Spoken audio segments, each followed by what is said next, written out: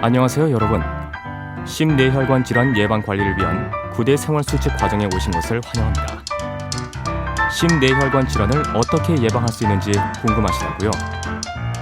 오늘 제가 설명하는 내용을 잘 들으신다면 여러분은 심뇌혈관 질환을 예방하실 수 있습니다. 자, 그럼 9대 생활수칙을 함께하기 전에 먼저 심뇌혈관 질환이 무엇인지 간단하게 짚어드리겠습니다. 심뇌혈관 질환이란 심근경색증이나 협심증과 같은 허혈성 심장질환과 심부전증 등의 심장질환, 뇌졸중 등의 뇌혈관 질환, 고혈압, 당뇨병, 고지혈증, 동맥경화증 등의 선행질환을 총칭하는 질환을 말합니다. 이러한 심뇌혈관 질환 예방을 위한 9가지 생활수칙은 다음과 같습니다.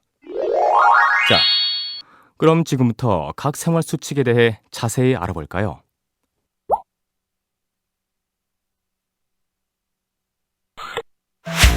심뇌혈관 질환 예방 관리를 위한 9대 생활수칙 하나. 담배는 반드시 끊습니다. 우리나라는 OECD 국가 중 흡연율이 높은 편일까요? 낮은 편일까요? 차트에서 보시는 바와 같이 우리나라는 OECD 국가 중에서 흡연율이 높은 편에 속하죠. 그럼 흡연이 심뇌혈관 질환에 어떤 영향을 미치는지 알아봅시다. 흡연은 심근경색이나 뇌졸중 발생률에 영향을 미치는 주요 요인입니다. 흡연자는 비흡연자에 비해 심근경색증이나 뇌졸중에 걸릴 위험이 2배 정도 높습니다. 간접 흡연 역시 심뇌혈관 질환 발생 위험을 증가시킵니다. 비흡연자가 흡연자와 같이 사는 경우 심혈관 질환은 1.3배, 뇌혈관 질환은 2배 이상 증가한다는 보고도 있습니다. 뿐만 아니라 담배를 피우는 당뇨병 환자는 비흡연자보다 합병증이 더 일찍 발생하게 됩니다. 따라서 금연은 필수적이라고 할 수 있죠. 금연을 하게 되면 신체 기능이 어떻게 달라지는지 살펴볼까요? 금연 후 12시간이 지나면 혈중 산소량 및 일산화탄소량이 정상화되고 72시간이 지날 경우엔 체내 니코틴이 대부분 소실이 된답니다. 또한 금연한 지 1년이 지나면 심근경색증이나 뇌졸중에 걸릴 위험이 절반으로 감소하게 되고 나아가 15년이 지나면 심근경색증의 위험이 비흡연자와 거의 동일하게 되죠. 자, 어떤가요? 여러분도 금연 계획을 세워 꼭 실천해 보도록 하세요. 심뇌혈관 질환 예방 관리를 위한 9대 생활수칙 2. 술은 하루에 한두 잔 이하로 줄입니다. 우리나라는 음주율도 해마다 꾸준히 증가하고 있으며 고위험 음주자의 비율 또한 매우 높답니다. 우리나라의 음주율은 어떠한지 그래프를 통해 살펴볼까요? 19세 이상의 성인을 대상으로 술을 마시지 않는 사람, 월 1회 미만, 월 1회, 주 1회, 거의 매일로 나누어서 측정한 결과 여자는 37.8%, 남자는 80%, 전체적으로는 61.1%의 사람이 고위험 음주자로 나타났습니다. 한두 잔의 술은 혈관이 좁아지거나 막혀서 생기는 허혈성 심뇌혈관 질환의 예방에 도움이 될 수도 있지만 과도한 음주는 부정맥과 심근증을 유발하는 원인이 될 뿐만 아니라 뇌졸중의 위험도를 증가시킨다고 합니다. 참, 청소년에게 술을 파는 것은 청소년보호법에 의해 금지되어 있다는 것 다 아시죠? 심뇌혈관 질환 예방 관리를 위한 9대 생활수칙 3. 음식은 싱겁게 골고루 먹고 채소와 생선을 충분히 섭취합니다. 우리나라 사람들의 음식 섭취 비율은 어떠할까요? 먼저 식물성 식품 섭취 비율은 점점 감소하고 있는 반면 동물성 식품의 섭취 비율은 점점 증가함을 알 수 있습니다. 지방 섭취 비율 또한 적정 범위를 초과하는 인구가 증가하고 있죠. 특히 우리나라 사람들은 하루 평균 소금 섭취량이 13.4g으로 세계보건기구와 세계식량기구의 목표 수준인 5g보다 훨씬 많은 양을 섭취하고 있답니다. 이렇게 짜게 먹는 습관은 혈압을 높여 심뇌혈관 질환의 발생과 악화를 가져옵니다. 그렇다면 심뇌혈관 질환을 예방하기 위해서는 어떤 음식을 섭취하는 것이 좋을까요? 첫째, 채소를 충분히 섭취해야 합니다. 채소에는 비타민, 무기질, 섬유소, 각종 항산화 물질이 들어있기 때문이죠. 둘째, 기름진 음식을 피하고 채소류 및 해조류 등의 섬유소가 많은 식품을 충분히 섭취하면 혈중 콜레스테롤을 적정 수준으로 유지할 수 있습니다. 셋째, 등푸른 생선을 일주일에 2회 이상 섭취하는 것이 좋습니다. 왜냐하면 등푸른 생선은 오메가3 지방산을 함유하고 있어 혈중 중성 지방을 낮추고 혈전 형성을 예방하는 등 심내혈관 질환의 위험을 줄여주기 때문이죠.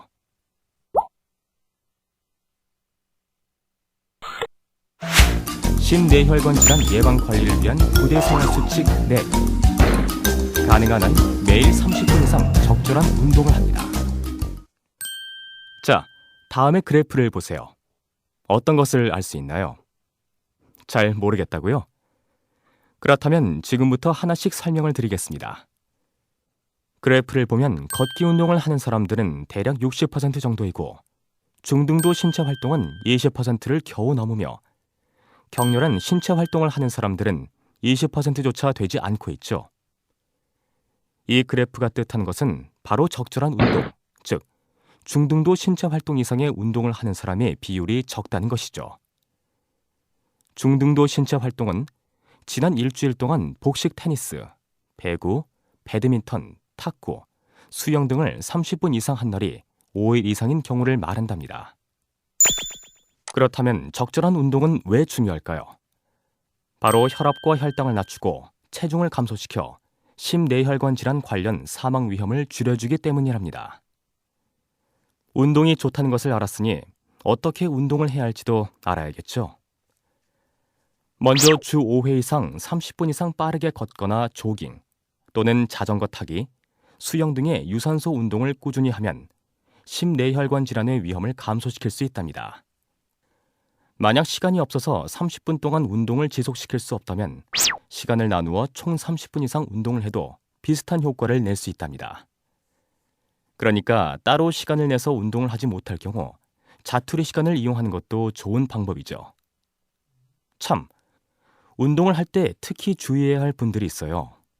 흡연이나 고혈압, 당뇨병, 고지혈증 등 심근경색증 및 뇌졸중의 위험 요인을 많이 가진 성인은 본인의 심장 기능에 무리가 되지 않는 수준에서 적절한 운동 계획을 세워 꾸준히 실천해야 합니다.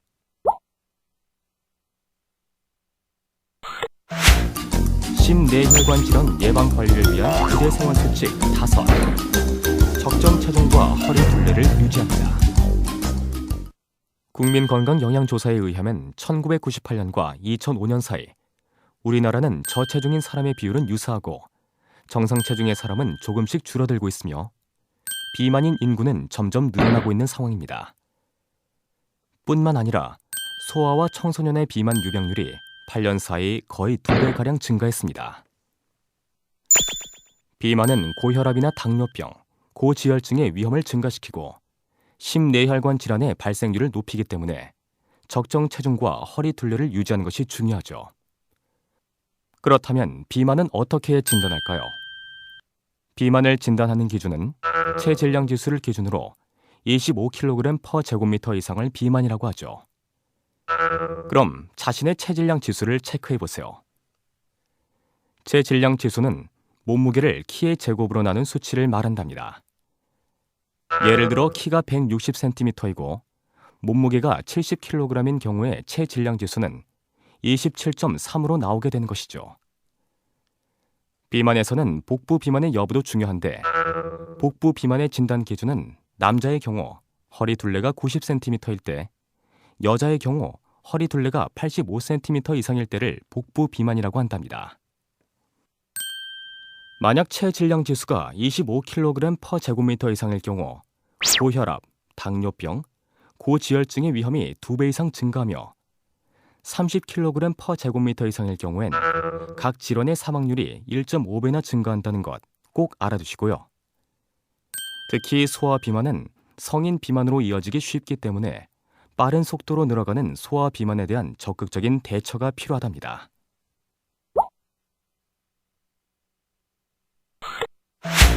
심뇌혈관 질환 예방 관리를 위한 9대 생활수칙 6. 스트레스를 줄이고 즐거운 마음으로 생활합니다. 여러분은 스트레스를 얼마나 느끼고 있나요? 국민건강영양조사에 따르면 3명 중 1명 이상이 스트레스를 많이 느끼고 있다고 답하였습니다. 특히 경쟁적이고 성취욕이 강하며 남에게 지기 싫어하는 성격을 가진 사람들은 그렇지 않은 사람보다 스트레스를 많이 받기 때문에 심혈관 질환에 걸릴 가능성이 더 높죠. 이렇게 스트레스를 받는 많은 사람들이 술이나 담배 등의 잘못된 방법으로 스트레스를 풀고 있는데 이는 좋지 않은 습관입니다. 스트레스는 혈압을 상승시키고 부정맥을 유발하며 동맥경화를 촉진하는 등 심뇌혈관 질환의 위험 요인입니다.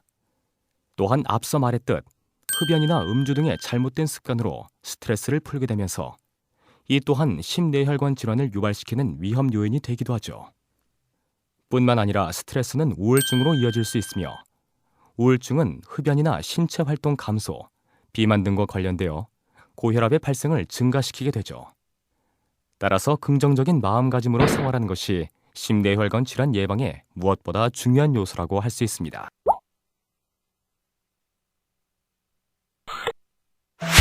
심뇌혈관 질환 예방 관리를 위한 9대 생활수칙 7. 정기적으로 혈압, 혈당, 콜레스테롤을 측정합니다. 여러분, 고혈압이나 당뇨병, 고지혈증이 심뇌혈관 질환의 중요한 원인이라는 것은 이미 많이 알려진 사실입니다. 그러나 이러한 질환은 진행되어 합병증이 생기기 전까지 뚜렷한 증상이 없다는 것이 문제가 될 수 있죠.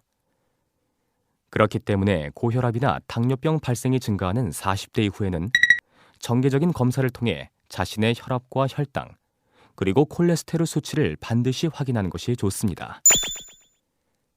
그래프를 통해 고혈압 및 당뇨병의 인지율을 살펴보면 40대 이후 인지율이 급격히 높아짐을 알 수 있답니다.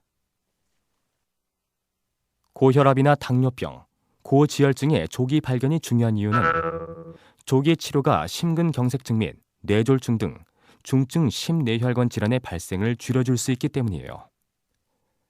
따라서 검사에서 이상이 의심되면 방치하지 말고 의사의 진료를 받는 것이 무엇보다 중요합니다.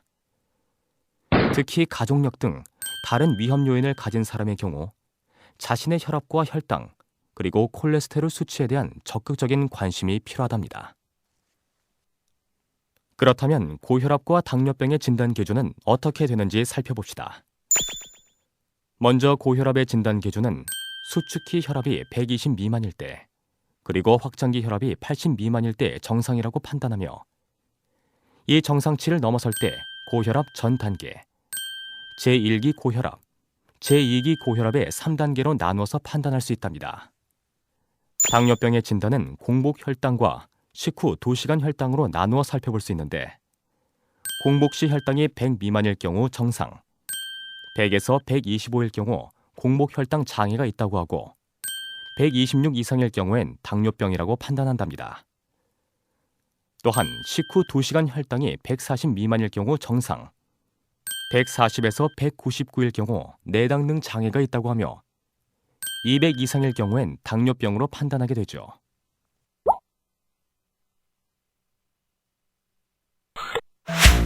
심뇌혈관 질환 예방 관리를 위한 9대 생활수칙 8. 고혈압, 당뇨병, 고지혈증을 꾸준히 치료합니다. 우리나라 사람들의 질환별 유병률은 어떠할까요? 고혈압의 경우 22.7%, 당뇨병의 경우 6.4%의 유병률을 보이고 있습니다. 그리고 고지혈증은 3가지 형태로 나눌 수 있는데 고콜레스테롤 혈증은 6.7%, 저HDL 콜레스테롤 혈증은 33.5%로 가장 높은 유병률을 보이고 있으며 고중성 지방 혈증은 15.3%의 비율을 나타내고 있죠. 이러한 고혈압이나 당뇨병, 고지혈증의 약물 치료는 반드시 의사의 처방에 의해 이루어져야 하며 임의로 약물을 변경하거나 중단을 해서는 안 된답니다.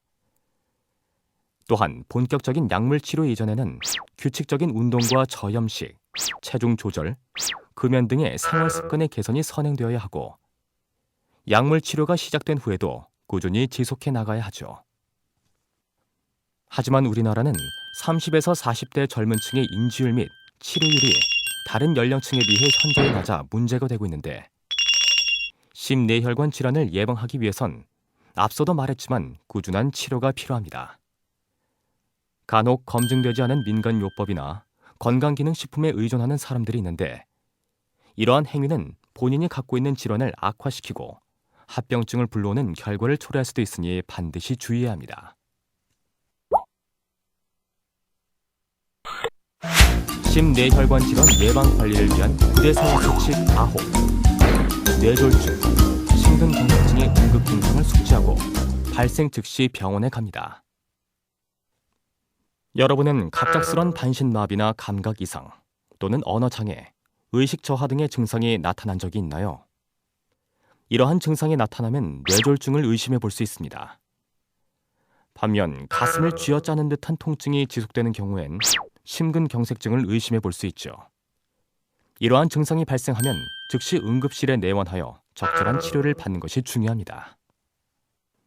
왜냐하면 그래프에서 보시는 것과 같이 뇌졸중 발생 후 치료가 시작되는 시기가 빠를수록 더 나은 결과를 보이기 때문입니다. 그러나 우리나라는 뇌졸중으로 3시간 이내에 병원에 도착하는 사람이 다른 나라에 비해 적은 편이죠. 잘못 알려진 민간요법으로 적절한 치료 시기를 놓쳐 후유 장애가 남는 경우가 많기 때문에 이상 증세를 보일 경우 즉시 병원에 갈 수 있도록 해야 합니다. 자, 지금까지 심뇌혈관 질환 예방 관리를 위한 9대 생활수칙에 대해 모두 알아보았습니다. 심뇌혈관 질환을 예방하는 방법이 그리 어렵지 않죠? 소중한 삶, 건강한 혈관을 위해 심뇌혈관 질환 예방 관리 수칙을 잊지 마세요.